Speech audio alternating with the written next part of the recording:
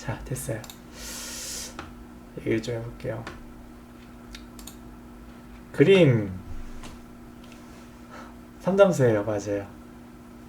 그림을 이제 저는 이제 그림 그리는 사람이고, 그림 그린 지는 이제 좀 됐는데 당하셨어요. 상담소 기다리셨어요. 나영님 감사합니다. 오늘 한번 해봐요. 이제 1시간 남았는데 좀 길게 해도 괜찮으니까. 그림 그린 지는 이제 23살 때 공부를 시작했어요. 원래 그전에는 만화가 하고 싶었어요. 그래서 만화를 그리다가 23쯤에 군대 다녀와서 시작을 했는데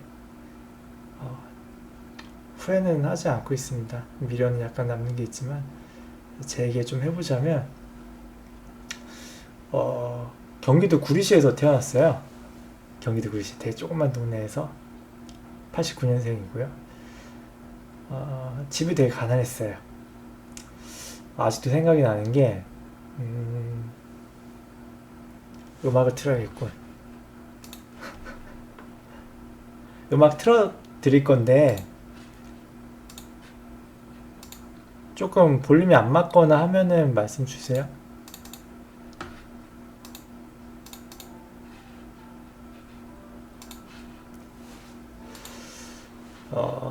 잘 들리시나요? 음악 들리시나요? 틀었는데 들어가나 모르겠네. 예, 안 올라가서. 나온다. 지금 좀 조절을 했거든요. 자, 이 순간부터 이제 잘 나오시는지 한번 봐주세요. 들어주시고 볼륨 조절할게요. 뭐 안 나오면 그냥 하고요. 그래서 되게 가난하게 태어났어요. 가난하게 태어나서 기억이 나는 게 어렸을 때는 그 지하실 단칸방에서 살았어요. 제가 가장 옛날 기억이에요. 이게 오래된 기억인데 처음 기억나는 거는 적당히요. 지하실 단칸방. 여러분들 지하실 요즘에는 이런 말 잘 안 쓰더라고요. 지하실 단칸방 들어보셨나요? 어떻게 생겼냐면 주택 건물이었어요. 한 3층짜리 주택 건물이었는데 보통 대문이 있고 대문에서 이렇게 갈라져서 올라가고 들어가고 하잖아요. 근데 저희 집은 그렇게 안 들어갔어요. 그쪽이 아니라 옆에 골목길로 이렇게 조금만 틈새로 들어가면은 뒤쪽 건물 뒤쪽에 이제 지하 내려가는 어두컴컴한 계단이 있어요. 사람 한 명 겨우 지나가는. 거기로 내려가면 저희 집 한 개가 있었어요. 그러니까 집이 아니라 창고였어요. 창고였던 곳을 이제 사람한테 세둔 건데 거기서 아버지랑 어머니랑 같이 살았었어요. 처음에는. 지금도 기억이 나요. 너무 가난했죠? 가난했고 여러분이 흔히 생각하는 그 인간극장 같은 거 있잖아요. 네, 그런 사람들이었어요. 실제로 어머니 친구분이 인간극장 나오기도 했었고 그랬는데 그러니까 집이 어려우니까 이제 장난감을 못 사주시잖아요. 그런데 저는 이제 친구들 만나면 장난감이 있으니까 맨날 친구들 집에 놀러 가가지고 장난감 가지고 놀러 가는 거예요. 그랬던 기억이 있었고 뭐 한번 뭐 교통사고도 있었고 그랬는데 한 번 이사를 했어요. 그리고 거기서 이제 기억이 나는 2층 집이었는데 화장실이 없었어요. 집안에 화장실이 없고 화장실에 가려면 이제 밖으로 나가서 공공화장실로 가야 되는 그런 집이고 방 한 칸에 이제 부엌도 타일이 없는 신발 신고 가는 진짜 조그만 2평 정도 되는 데였고 진짜 비루했죠. 비루했었고 그래서인지 참 내성적이었던 것 같아요. 방송한다는 거 참 상상도 못했네요. 세상 여러분들 친구들 중에 되게 내성적인 친구 한 명씩 있을 거예요. 말 없고 자기 표현도 못하고 항상 할 말도 못하고 제가 그랬어요. 왜냐면 이제 가정이 안정적이지 못했으니까. 근데 지금 방송을 해요. 이렇게 구독자가 이제 지금 계정 안 그러지만 1000명을 넘었었고 신기하죠. 그래서 사람 인생 모른다는 게 그런 거예요. 정말로 몰라요. 어떻게 될지. 그래서 보험이란 게 필요한 거고 보험이란 게 필요한 거고 고마워요 말해줘서. 근데 어릴 때는 막연하게 그게 다 그렇게 사는 줄 알았어요. 다 저 같은 줄 알았어요. 저희 집 같은 줄. 그래서 사실 부모님에 대한 불만은 없었어요. 그 경제적인 거에 대한 불만은. 그래서 남들도 그렇게 산다고 생각하고 지냈는데 초등학교 이제 고학년이 되고 중학교에 올라가고 그러면서 느껴지더라고요. 이제 친구들이 하는 말을 들어보고 놀러가 보면 알잖아요. 우리가 좀 다른 집하고 다르구나 라는 게 그때 좀 느껴지더라고요. 그래서 초등학교 때는 사실 좀 그게 있었어요. 어머니가 아프세요. 아시는 분들 아시는지 모르겠는데 류마티스가 있으세요. 류마티스 뭐냐면 퇴행성 관절염이라고 해갖고 흔히 아는 나이 들면 생기는 관절염이 아니라 고치지 못하는 불치병 관절염이에요. 관절이 계속 상하는. 그래서 어머니가 저 7살 때인가 처음으로 다리 수술을 했어요. 대병원 큰 병원 가가지고 다리 수술하고 한참을 입원을 해 있었고, 그래서 어린 시절 기억이라고 하면은 그냥 그 병원 기억밖에 없어요. 그 막 조그만 몸뚱이로 한 40분을 걸어가야 되거든요.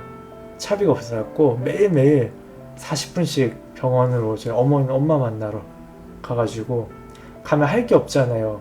너무 애기가 심심한데 뭐 만화도 없고 장난감도 없고 거기서 하루 종일 그러고 엄마 옆에 있는 거예요. 그 기억밖에 없어요. 있다 보면은 막 어디가 부러져서 막 와 아파하면서 비명 지르는 사람들, 막 피 흘리면서 실려가는 사람들, 그거밖에 안 봤어요. 초등학교 저학년 기억은 그 기억밖에 없네요.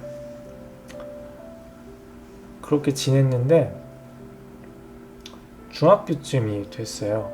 만화책을 참 좋아했던 것 같아요. 어릴 때부터 그림을 그렸죠. 만화책 따라 그려보고.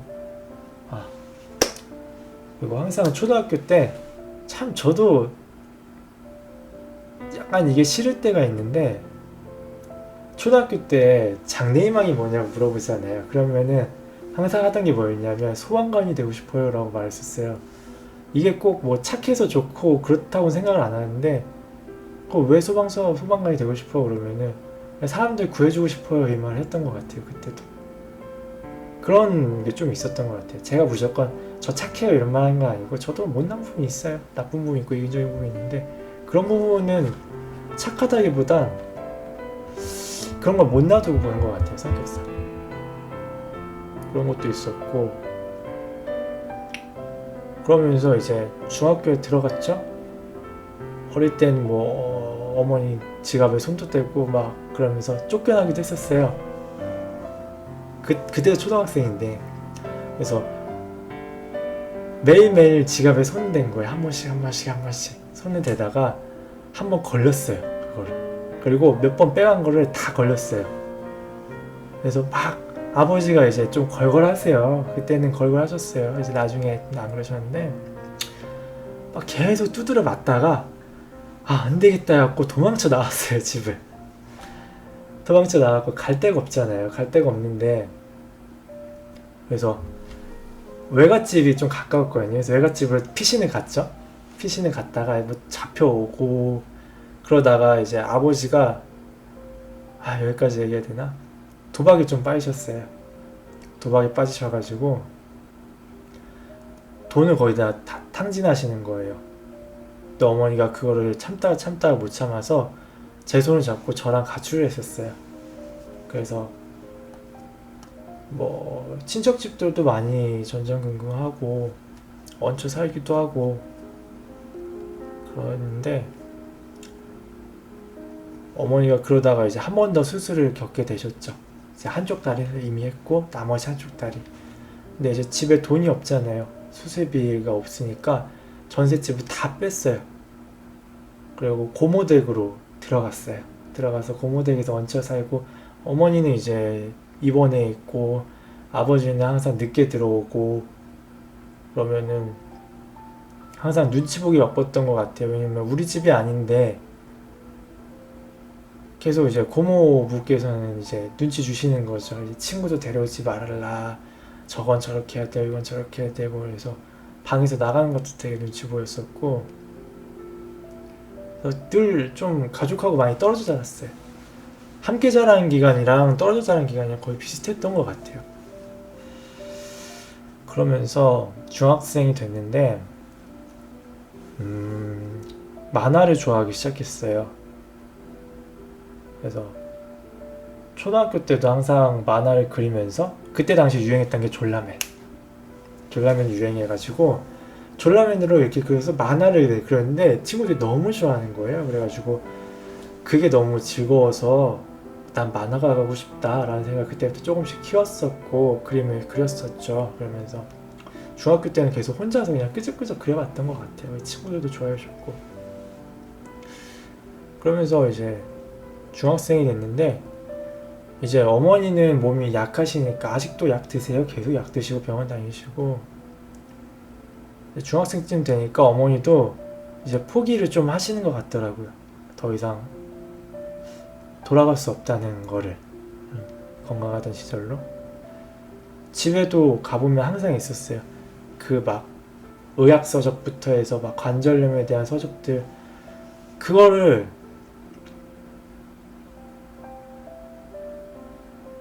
어릴 때는 몰랐는데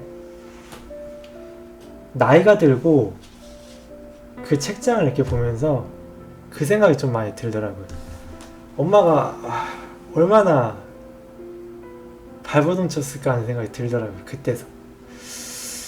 그래서 그게 되게 마음이 그랬고, 그러면서 중학교 때 그런 걸 많이 했었어요. 그 밥하는 거나 빨래하는 법 가르쳐주고, 반찬하는 거, 음식 관리하고 청소하는 것들 가르쳐주고, 어느 날부터인가 그걸 하루하루 가르쳐주시더라고요. 그러면서 만약에 엄마가 쓰러지면 여기 서랍 밑에 청심환 있으니까 이거 빨아가지고 엄마 먹여줘야 돼. 그러면서 그거를 알려주시면서 엄마 없으면 밥 이렇게 해 먹어야 되고 빨래 이렇게 해야 되고. 그래서 중학교 때 기억이 그래요. 항상 그때부터 고민을 많이 했던 것 같아요. 만약에 부모님이 안 계실 때 나는 어떻게 해야 될까? 무서웠어요. 중학교 때부터 그 생각이었으니까. 그러면서 만화를 계속 좋아했었는데, 저 중학교 때였을 거예요. 그래가지고 만화 업계가 되게 많이 기울었었어요. 이제 돈도 안 되고 업계는 계속 대여점이 있으니까 잘 안 되고, 그러면서 만화 업계가 거의 다 죽었죠. 아직 웹툰이 떠오를 때는 아니었어요. 웹툰은 진짜 좌변방 알 수도 없는 업계였고, 지금이야 뭐 대세지만. 그래서 방황을 했던 것 같아요. 방황을 하면서 나는 어떻게 살아야 되고 그림을 과연 그릴 수 있는가? 그때쯤 되면 이제 중학교 중2, 중3 되면은 이제 학원 다니는 친구들이 생기잖아요. 입시미술하는 친구들 미술학원 다니고. 근데 저는 그게 안 되니까, 그래서 말씀드려서 나 미술이 하고 싶다, 한번 그림을 공부해보고 싶다라고 말씀을 드렸는데, 아버지가 이제 좀 이제 남자다운 거, 이게 남자가 어떻게 적당히 해, 이게 할 건 해야지 이런 스타일이어서 아들이 간다는데 보내줘 그래가지고 갔어요. 한 달을.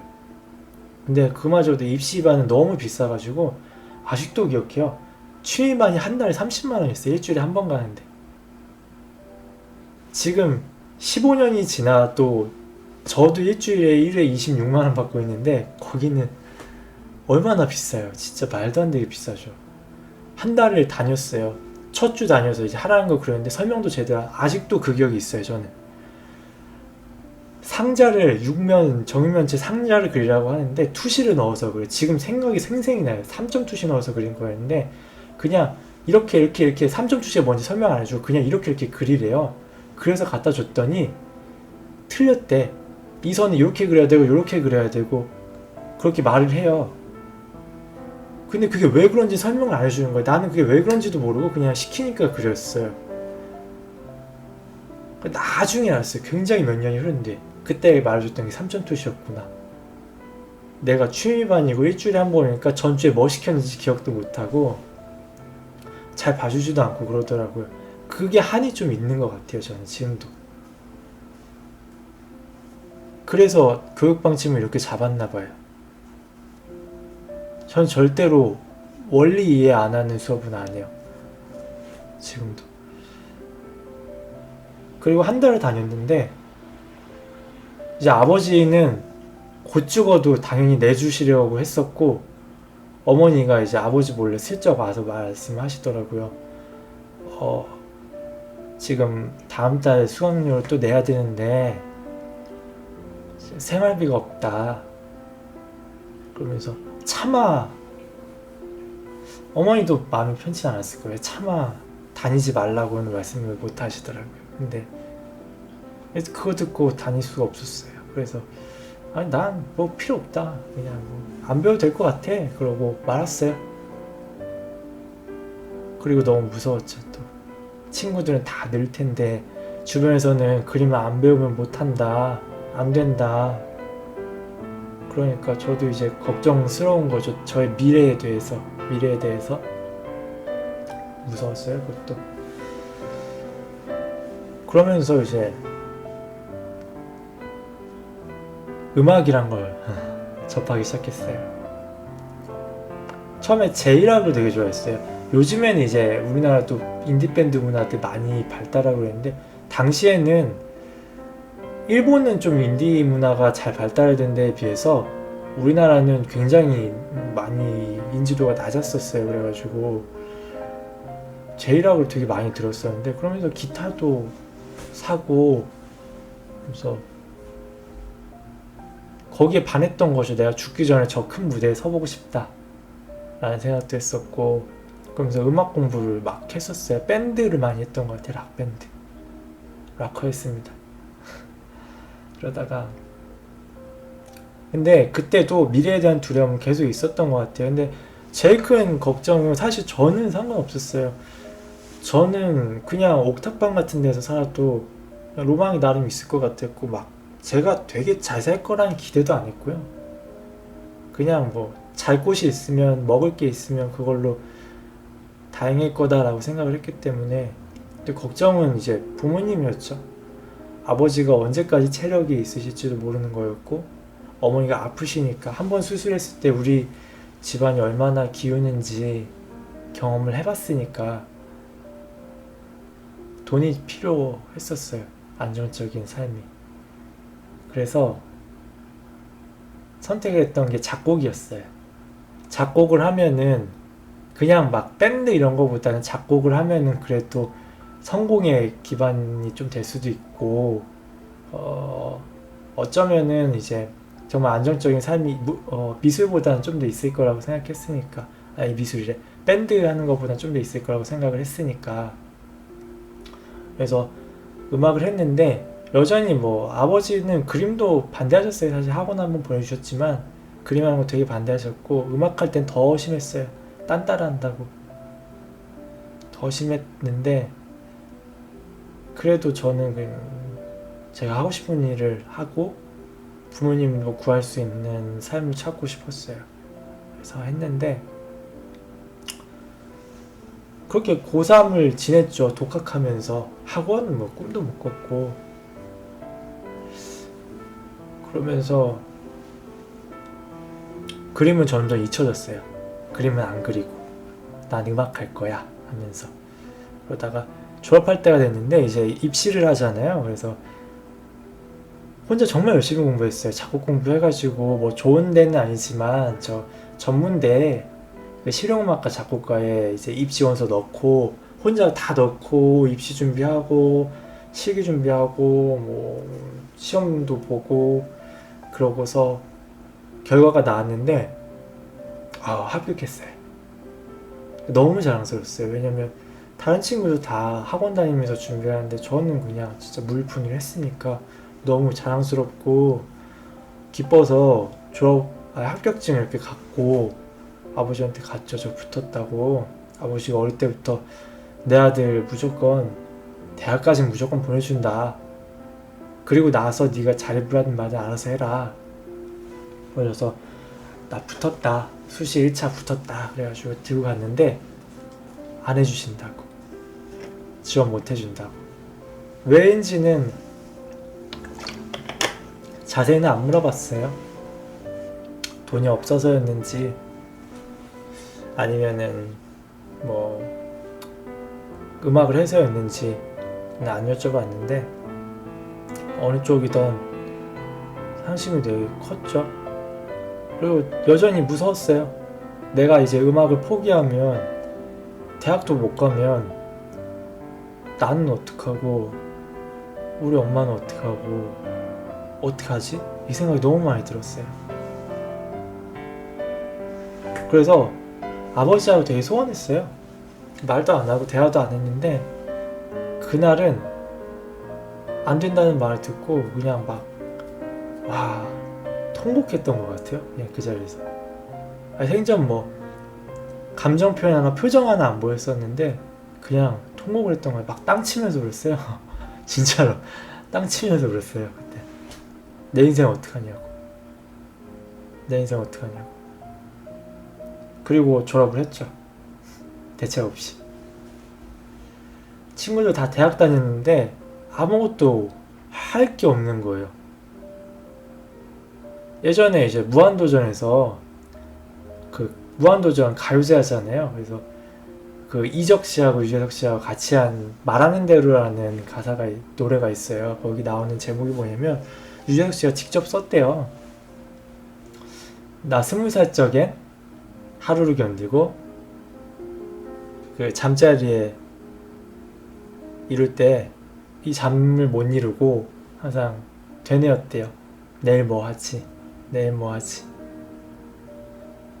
네, 전 그거 듣고 펑펑 울었었어요. 처음에 제가 20살 때 그랬거든요. 내일 뭐 하지? 나는 문제가 아닌데 나는 뭐라도 해서 먹고 살면 되는데 내가 잘 살지 않으면 우리 엄마 아플 때 또 어떡하지? 수술이라도 하면 되잖아요. 근데 수술도 못하면 어떡하지? 왜냐면 아버지가 이제 언제까지 일을 할 수 있을 거란 보장이 없으니까. 그게 너무 무서웠어요. 당시. 그냥 중고등학교 때 항상 그 고민이었던 것 같아요. 나중에 우리 엄마 어떡하지? 계속. 근데 어머니는 아직도 몰라요. 제가 그런 생각했던 거. 뭐 굳이 말하고 싶지도 않았고. 그리고 나서 밴드를 이제 20살 때 조금 했었는데 또 포기했어요. 더 이상은 내가 대학도 안 나온 채로 작곡한다는 거는 여러모로 문제가 많았고, 그렇다고 밴드를 해서 먹고 살자니 나 혼자는 먹고 살 수 있는데 우리 가족이 어머니 아버지가 그게 아니니까 너무 무책임해 보였어요. 이기적이어 보였고 너무 부담스러웠어요. 항상 그랬는데, 그래서 이제 21살에 군입대를 했는데 군입대 하면서 포기했죠. 20살, 21살을 그렇게 보냈던 것 같아요. 진짜 집에서 나가지도 않았어요. 밴드 초반에 20대 초반에 조금 하다가 관두고 2년 동안 1년 반 정도였을 거예요. 나가지도 않고 맨날 집에서 새벽에 그냥 쇼프로나. 그것도 그때 우울증이 되게 심했어요. 다들 우울증 하시는데 우울증이 되게 심해서 너무 우울증의 반대가, 우울증의 증상이 우울함이 아니고 무기력이거든요. 사실은 너무 무기력한 거예요. 그래가지고 움직일 수가 없으니까 하루 종일 누워있다가 조금이라도 웃어보고 싶어서 하루 종일 쇼프로를 돌려서 봤어요. 그러면 조금 웃으니까. 그렇게 2년을 지내다가 입대를 했는데, 그 상태로 입대를 했으니 뭐 되나요? 하던 거 다 포기했고, 뭐 우울증대로 있고, 뭐 사람들하고 소통도 안 했고, 엄청 힘들었어요.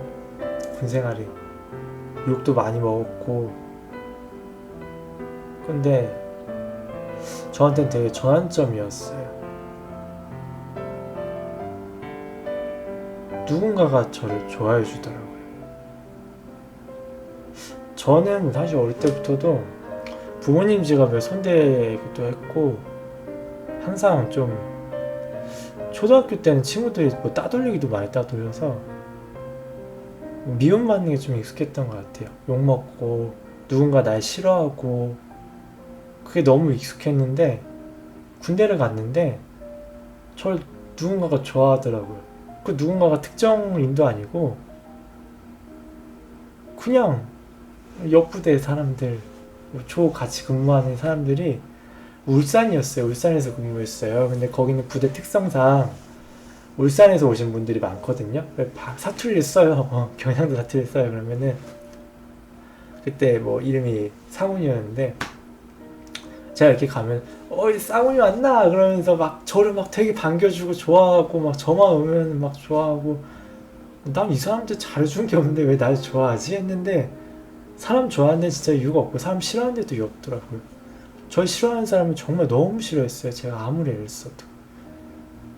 그리고 뭔가 그 이전에 살던 환경에서 벗어나서 그냥 사람들하고 막 막자지껄 지내고 막 사건 사고 있다고 보니까 그냥 어느새 잊혀지더라고요. 다 저가 누군지, 그냥 주변 환경에 의해서 억압된 내가 아니라, 어머니 어떡하지, 막 내 삶은 어떡하지, 이게 아니라 그냥 나라는 사람이 누군지 이렇게 나오기 시작하더라고요. 그래서 되게 군대 있을 때를 좋아해요. 저는 제대할 때는 너무 서글펐고, 그래서 제대하고 정말 고마운 사람들이 많았어요. 군대 있을 때 정말로 고마운 사람들도 많고, 지금도 가끔 연락하고. 그러고 나와서 군대 있을 때 이제 정신을 차린 거죠. 그 사건이 있었던 게 뭐냐면, 제가 일병쯤에 집에 전화를 했는데, 뭐 늘상 뭐 매주 했었으니까 늘상 하던 것처럼 했는데, 어머니가 이제 머뭇머뭇 하시더라고요. 뭔가 이야기를 할 것 같이 머뭇머뭇 하시다가 제 이름을 부르더니 엄마 이혼했다 그러시는 거예요. 그게 딱히 놀랍진 않았어요. 사실 놀랍진 않았고, 왜냐면 워낙 맨날 싸우고 막 집안이 콩가루였고, 그래서 아버지가 좀 안 좋은 행동들을 많이 하셨어요. 그래서 저는 아직도 아버지에 대한 좋은 기억이 없고 원망이 많아요. 그냥 아버지가 나의 비율을 맞춰주지 않아서, 그냥 흔히 요즘에 이제 부자간에 대화가 없다 그러잖아요. 그래서 뭐 그런 게 아니라 아버지가 너무 좀 나쁜 행동들을 많이 하셔서 아직도 원망이 있어요. 용서가 잘 안 될 것 같아요. 그래서 이혼하셨을 때도 별 느낌 없었고 그냥 그런가 보다 했고, 무엇보다도 제가 마음이 아팠던 건 이혼해서가 아니라, 이혼했는데 너무 쉽게 받아들이는 거예요. 내가 마치 남일처럼. 그러니까 그만큼 가족애도 없었고, 가족이 저한테 소중하지도 않았고, 그런 삶을 살았다는 게 너무 마음이 아팠던 거예요. 그래서 이제 부대 쪽에서는 이제 제 상황을 알고 배려를 좀 해주셨어요. 그래서 너 휴가 갔다 와라, 지금 상황에 갔다 오는 게 좋다 그래갖고 보내주셨어요. 감사하게도. 올라왔는데 그때 한겨울이었어요. 진짜 1월쯤이었는데, 12월 말 그때쯤이었는데, 휴가 나와가지고 어머니 찾아갔죠. 당연히 이제 이전 집은 없고, 저는 그 집이 아직도 너무 꿈 같아요. 그 집에서 초등학교 때부터 20살 입대할 때까지 10년을 살았는데, 어머니 아버지도 다 있고, 친구들도 있고, 뭐 사회에 대한 큰 압박도 그때는 없었고, 그 시절을 지금도 많이 그리워해요. 그래서 근데 휴가를 나가보니까 그 집이 아니라 이사를 하셨더라고요. 아버지는 아버지 살 때로 가고 어머니는 어머니 살 때로 갔는데, 어머니 사는 데 먼저 갔죠. 오피스텔을 급하게 뭐 구하셨나봐요. 그래가지고 오피스텔 방을 이렇게 두드렸죠. 주소 보고 찾아가서 갔는데, 그 막 몸도 약한 사람이 돈이 없으니까 돈 아깝다고 돈 없다고 보일러도 안 떼고 오피스텔 방 그 추운 데서 혼자 이불 덮고 누워있더라고요.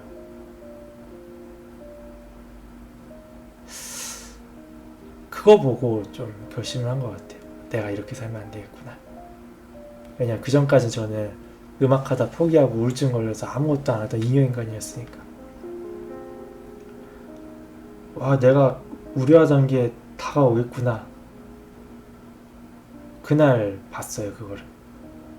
그때부터 제가 되게 돈을 벌고 싶어 했어요. 벌어야겠다고 생각했어요. 왜냐면 내 가족들 지키려면 그게 필요하다고 생각했으니까. 그래서 휴가 복귀하고 공부를 시작했어요.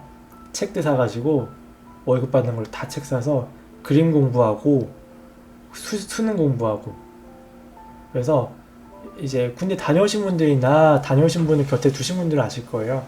저녁 제대하는 날 바로 전날 복귀하게끔 맞춰서 휴가를 쓰거든요. 마지막에 몰아가지고 말년휴가라고 해요. 말년휴가 나가가지고 학원 등록하고 미술학원 등록하고 알바 등록하고 수능 등록하고 알바하다가 그 학원 다니다가 그러다가 복귀했어요. 진짜 엄청나죠? 제가 생각해도 그때 진짜 엄청났던 것 같아요. 어떻게 했는지 모르겠어. 그리고 복귀하고 한 이틀인가 있었어요. 이틀인가 있고 전역하고 나와서 계속 이어서 알바하고 학원 다니고. 그때 학원 다닐 땐 그림을 배운 건 아니었고 그 입시 때문에 저희가 예대였는데 포트폴리오 필요했어요. 그래서 포트폴리오 그러니까 입시 준비 도와주시는 걸로 해갖고 2달로 해서 다니면서 이제 그분이 도와주셨어요. 되게 많이 도와주셨어요. 입시에 관한 것들을. 저는 입시를 도와줄 수 있는 사람이 없으니까 학교 다닌 것도 아니고. 그래서 너무 감사해서 나중에 뭐 음료수 들고 찾아갔었는데, 그러고 나서 대학에 붙었죠.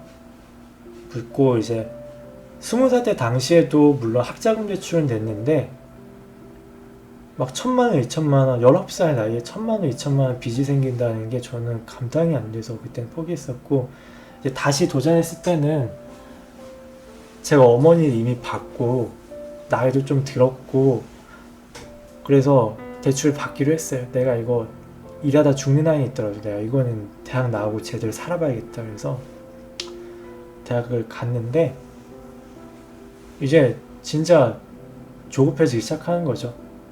한 해 한 해 돈은 엄청나게 나가고 어머니는 매년 이제 몸이 안 좋아지고 내가 뭔가 해야 되는 상황인데 매달 돈만 깎아먹고 있고 하다못해 생활비까지 대출받고 있었으니까. 그러다가 학교 다녔는데 학교에서는 또 그림을 안 가르쳐주고 너무 답답했어요 그때는. 그러면서 여자친구가 생겼어요. 여자친구가 생겼는데 되게 고마웠던 게 이미 사회생활을 먼저 시작했었어요. 연상이었거든요. 당시에 연상이었고 하나부터 열까지 다 챙겨주는 거예요.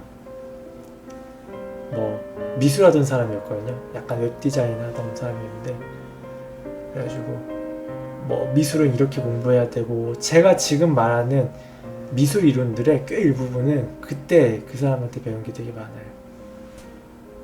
많은 걸 배웠고 많은 가이드를 해줬어요.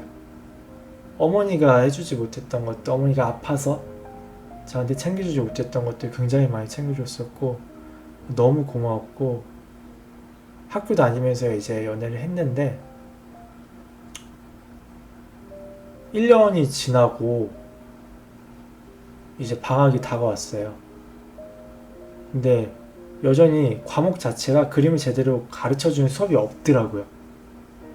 학교 자체도 굉장히 놀자판이었고 하면서 좀 의구심이 들기 시작하는 거예요. 내가 이거를 졸업하는 게 맞나? 1년 더 해서 1,000만원의 빚을 또 얻는 게 너무 또 부담스럽고, 당장 그림 공부도 안 하고 이런 식으로 부수적인 것만 배워서 뭘 하나 하는 생각도 들고, 근데 막상 또 한켠으로는 내가 학교 다니기 싫어서 스스로에게 합리화하는 게 아닌가 하는 불안감도 있어서 되게 고민을 많이 하다가 결심을 했던 게 뭐였냐면, 여자친구 만나러 가는데 버스를 타고 가서 환승을 해야 됐어요, 지하철로. 근데 버스를 내려서 환승을 해야 되는데 카드에 잔액이 없는 거예요. 광나루역 있어요, 광나루역. 강변 옆에 있는. 아직도 기억나요. 광나루 옆에 이렇게 서가지고 그 몇백 원이 없어서 내가 못 움직이고 있는 이 상황이 너무 비루한 거예요. 무슨 부귀영화를 누리겠다고 뭐 명문대도 아니고 그림도 안 가르쳐 주는데 또 계속 이렇게 돈도 못 벌면서 다녀야 하나, 생활비까지 써가면서. 그게 너무 답답해서 다음날 가서 휴학을 했어요. 왜 그랬는지 모르겠어요. 좀 충동적이었던 것 같긴 해요, 그때는. 휴학을 하고 이제 죽자고 그림을 그리기 시작했던 거죠. 그때 여자친구가 정말로 지극정성으로 뒤를 봐줬어요. 그래서 빨리 해야 되는 상황인 거죠. 눈치도 많이 보이고 여자친구한테 너무 미안하고 부모님, 어머니도 너무 걱정되고 이걸로 답이 나올까 하는 생각도 들고 생활비가 없으니까 알바를 하면 다 생활비로 나가는 거예요. 근데 학원을 못 다니잖아요. 근데 그래서 들었던 게 스터디였는데 인터넷에서 스터디 그룹을 찾아서 공부를 시작했는데 막상 가보니까 다른 친구들은 다 학원을 다니더라고요. 그러면서 그때 굉장히 관찰을 많이 했어요. 학원에서 뭘 가르쳐주고 취준생들이 뭘 필요로 하고 취준생들이 단계별로 어떤 고비들이 오고 무슨 생각을 하고 뭐 학원들이 어떤 문제점들이 있고. 왜냐면 제가 학원을 다니지 않아서 어떤 손해를 보는지 알고 싶어서 시작한 건데 그걸 보면서 좀 강사를 하고 싶다는 생각이 많이 들었어요. 답답했었어요. 다른 학원들 강의하는 게.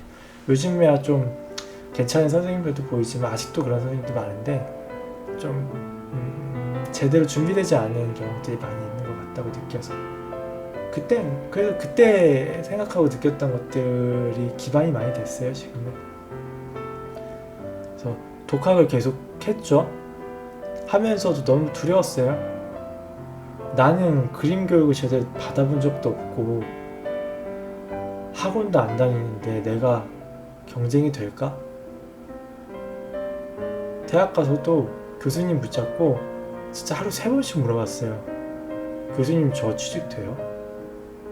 저 이래서 취직 제가 볼 땐 안 될 것 같아요. 말도 안 돼. 제가 무슨 취직을 해요. 맨날 가서 엄청 귀찮게 했어요. 근데 교수님이 되게 아무렇지도 않다는 듯이 그냥 넘기시더라고요. 근데 그게 귀찮아서가 아니라 그냥 어느 정도 잘할 수 있을 거라고 얘기를 하셨나봐요. 그래서 너무 걱정되고 독학하면서 그러면서 이제 취직을 했어요. 5월, 4월 이쯤에 이력서를 한 100개를 넣었어요. 진짜 죽도록 그려가지고 몇 달을 준비해서 이력서 한 100개는 넣었는데 딱 한 군데 연락 왔어요. 딱 한 군데. 저는 선택의 여지가 없죠. 뭐 경제적 여유가 있던 것도 아니고 시간적 여유, 주변 환경들도 너무 지금은 한 치 앞을 못 보니까 그냥 선택도 못하고 그냥 갔어요. 가서 제발 써주십시오. 구로에 있던 회사였어요. 구로역에서 내려서 한 20분을 또 걸어가야 되는데 처음에 입사를 했는데 사람들이 퇴근을 안 하더라고요. 이상하다 했어요. 둘째 날도 갔는데 사람들이 아무도 없어요. 10시까지 출근인데 10시가 지나도 아무도 없어. 근데 시간이 지나고 한 11시쯤 12시쯤 되니까 저 어디 방 안에서 나와요. 한 명씩 머리 이렇게 부스스 하면서. 그때부터 좀 이상했죠. 시간이 지나면서 알게 됐어요. 월요일날 출근하면 일요일날 퇴근하는 회사였어요. 그랬고 월간 회의를 들어가는데 이번 달 매출이 1700 나왔습니다 그러는 거예요. 1700만원? 1700만원이면 직원이 16명이었거든요. 그러니까 말이 안 되잖아요. 16명인데 매출이 1700 나왔으면은 그거 막 떼고 하다 보면 한 명당 100만 원도 못 준다는 소린데 어떡하지? 1700을 어떻게 버티지 했는데 알고 보니까 1700만 원이 아니라 1700원이더라고요. 1700원. 그거 듣고 와, 이래도 되나? 제가 한 2개월 정도 다녔었는데 2개월 동안도 사실 개발된 게 거의 없었고 굉장히 수직적이었어요. 소통도. 제가 이제 과장님한테 저분이라는 표현, 저분이 뭐라 했다가 저분이라는 표현 하나 때문에 그냥 완전 공개적으로 비판 욕도 먹고 그 정도였으니까. 퇴근하면은 이제 어디가 하면서 이제 눈치 주고 당연히 철회해야 되고 이제 지금 낮은 사람들은 죽어라 일하고 지금 높은 사람들은 저 구석에서 이제 막 다리 올리고 야구 보고 있고 그런 곳이었어요. 그 와중에도 좀 고민을 했던 건 내가 회사 다니기 싫어서 지금 이런 부정적인 감정이 드나라는 생각을 스스로 의심을 했던 것 같아요. 근데 아무리 봐도 여긴 아닌 것 같은 거예요. 내가 여기서 얻을 게 없어라는 확신이 조금씩 들더라고요. 그리고 퇴사했어요. 이건 아니다. 여기서는 인생 낭비다. 그래가지고 퇴사를 했는데 집에 가는 길에 그냥 울고 싶더라고요. 여자친구 어떻게 보지? 멋진 남자가 되고 싶은 게 아니라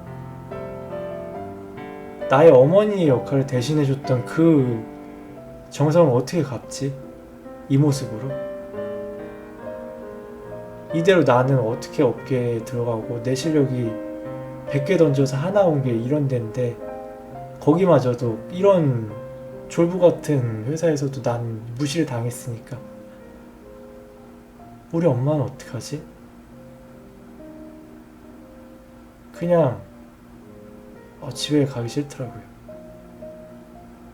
너무 부담스러웠어요. 삶이라는 게. 다 끝내고 싶었고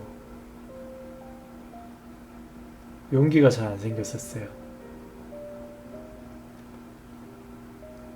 그게 되게 트라우마였던 것 같아요. 그리고 집에 가서 그때 이제 나와서 살고 있었는데 다 짐 싸들고 어머니 집으로 내려갔어요. 내려갔다고 하기에는 뭐 가깝지만 경기도 구리 내려갔는데 얹혀 살면서 그냥 진짜 그림만 그렸어요. 눈 뜨면 이제 포토샵부터 켜고 포토샵 끄면서 자고 꿈꾸면 꼭 이제 포토샵 켜고 막 그림 이렇게 툴 쓰고 있는 꿈 꾸고 그렇게 몇 달을 준비했죠. 중간에 이제 알바 살짝 했었는데 유혹도 있었어요.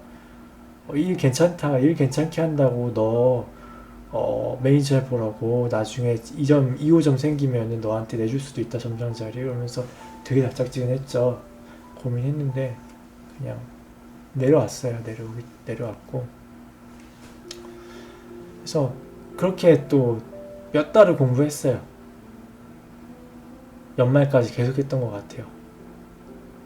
연말이 돼서 그림이 몇 장 나와서 이제는 포포를 다시 내보자. 나름 그래도 발전했다는 확신이 좀 있었어요. 왜냐면 스터디 하면서 다른 분들하고 합작도 해보고 뭐 책도 내보고 하면서 다른 분들하고도 비교를 좀 하잖아요. 그래서 이제는 좀 나쁘지 않겠다는 생각이 들어서 이력서를 막 넣었는데 그때도 이제 독학이었으니까 포트폴리오 어떻게 만드는지도 몰랐고 그때까지도 원화가 뭔지도 몰랐어요. 사실 솔직히 말해서 아는 척 했는데 뭔지도 모르고 그냥 좋아하는 그림 막 그려서 일러스트도 막 그려가지고 그냥 포폴로 냈어요. 냈는데 이제 연락이 막 오는 거예요. 그때부터. 그래가지고 거의 일주일에 2-3개씩은 면접을 계속 봤었고 좀 그 큰 대기업에서도 먼저 연락 오고 그랬었어요. N모사였는데 여러분이 아는 그 N사는 아닐 거예요. 3N은 아니었고 N모 회사 또 있어요. 거기서도 면접 보고 그랬는데 대기업이 있었는데도 불구하고 조금 작은 데에 들어갔어요. 사실 작은 데 들어가서 거기서 기회도 굉장히 많이 받았고 굉장히 뭐 역경도 있었지만 그 첫 번째 회사처럼 합리적이지 못한 역경은 아니었어요. 납득이 가는, 우리가 좋은 게임을 만들기 위해 납득이 가는 역경이었고 그렇게 경력을 쌓았는데 그러면서 이제 강사에 대한 생각이 좀 계속 들더라고요. 내가 학생들을 가르치고 싶다. 잘못된 교육들을 잡아보고 싶다. 그 생각을 언제 또 강렬하게 했냐면 AD가 됐잖아요. AD가 좀 일찍 됐어요.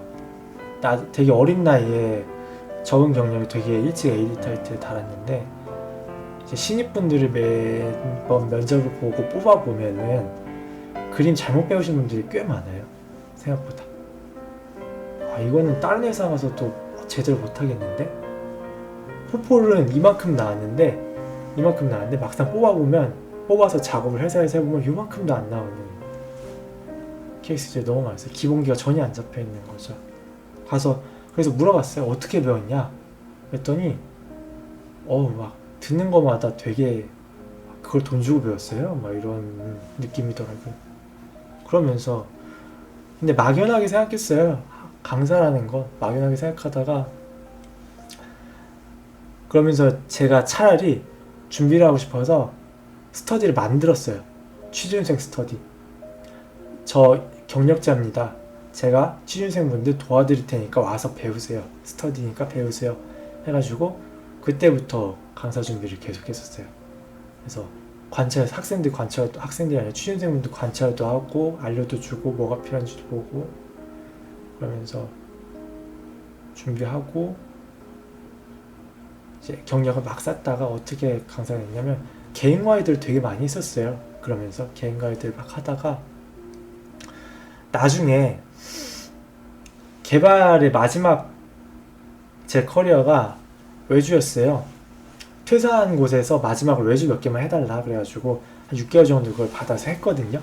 하다가 떨어진 거예요, 일감이. 근데 되게 쏠쏠했었어요. 일거리 작업량 대비 페이가 되게 좋았어서. 근데 다시 회사를 다니기가 이제 또 싫어진 거죠. 이제 너무 이제 편한 걸 맛봤으니까. 그랬는데 알아보다가 이제 여러분들이 아는 그 펄 머시기 그 회사 있잖아요. 펄 머시기 요즘 잘 나가는 그 PC 게임 만든 검은 머시기 만든 그 회사에서 이제 외주 제안이 왔어요. 그래가지고 가서 미팅하고 막 페이 조절하고 하다가 문득 특정 이제 학원에서 이제 공고가 올라와서 거기 넣었다가 거기 들어가게 된 거죠. 혹시나 하는 마음으로 넣었다가 그러면서 이제 제대로 강좌를 시작했는데 아무튼 그렇습니다. 저는 좀 길게 말했는데 그렇게 살았고 그러니까 제 얘기를 하는 이유는 그래요. 이제 뭐 나름 쉽지 않은 삶이었겠죠? 보편적으로 봤을 때는.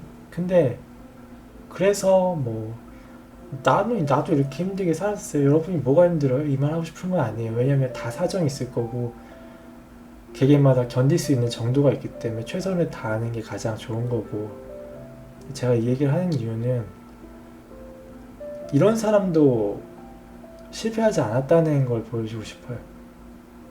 이런 사람도 이런 환경에서 이렇게 살았지만 실패하지 않았고 저는 여러분들한테 제 경험을 나눠줄 거고 그만큼 제 경험을 좀 더 미천으로 삼았으면 좋겠고 저와 같은 실수를 하지 않길 바라고 저보다 더 잘 될 수 있는 환경이라는 것도 말해주고 싶었고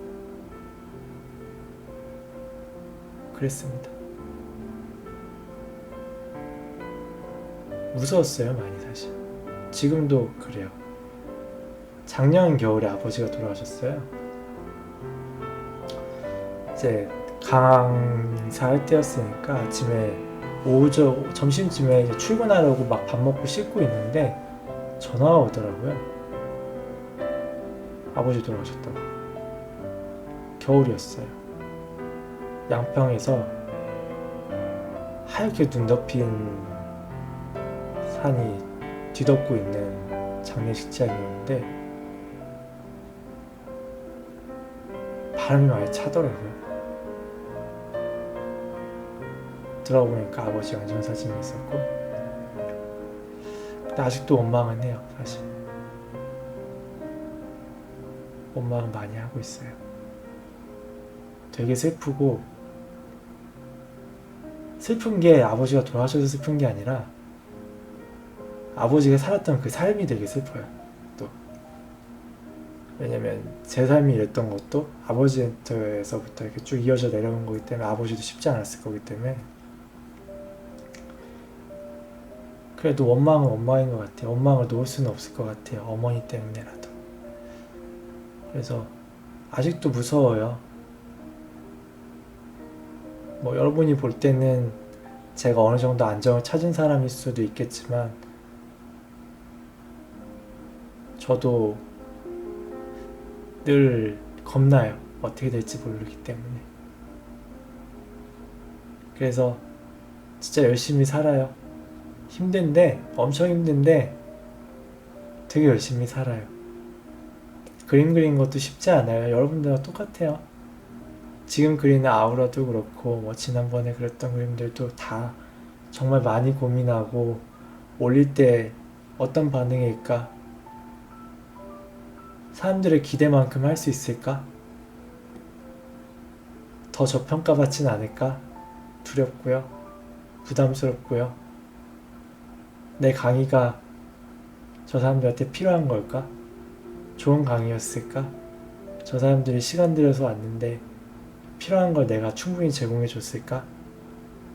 양질의 강의였을까? 계속 후회되고요. 고민되고요. 그래요. 쉽지 않아요. 다만 그걸 이제 한 번, 두 번 겪어봤으니까 이제 자연스럽게 그 쉽지 않음을 받아들이는 거지 쉬워진 건 아니에요. 그래서 저는 없는 집에서 태어났고 없이 자랐고 못 배웠고, 그래서 저같이 사는 분들이 없었으면 좋겠어요. 물론 제가 겪지 못한 또 다른 이제 힘듦을 겪으신 분들도 있겠지만 최소한 저 같은 어려움을 겪는 사람이 많이 줄었으면 좋겠어요. 그래서 학교를 만들고 싶어요. 학교 만들어서